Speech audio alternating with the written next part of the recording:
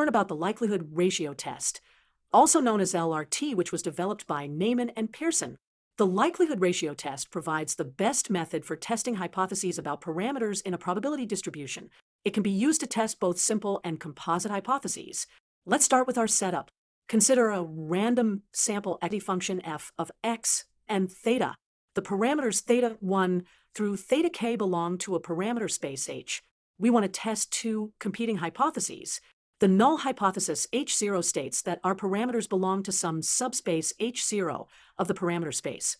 The alternative hypothesis H1 states that the parameters belong to the complement of H0. The key to this test is the likelihood function. Given our sample, the likelihood function L is the product of the probability density function evaluated at each observation. To find the maximum likelihood estimates, we take the partial derivative of L with respect to each parameter and set it equal to 0. This gives us our likelihood equations. Let's visualize this geometrically. Here's our entire parameter space H, and within it, the subspace H0, where our null hypothesis lives. The likelihood ratio lambda is defined as the maximum value of the likelihood function under H0 divided by the maximum value under the entire parameter space H. Here's how we make our decision.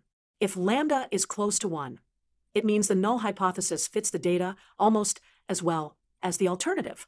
But if lambda is close to 0, we reject the null hypothesis because the data is much better explained by the alternative hypothesis. Let's see this visually. Here's a scale from 0 to 1 showing different values of lambda. Values closer to 0 provide stronger evidence against the null hypothesis.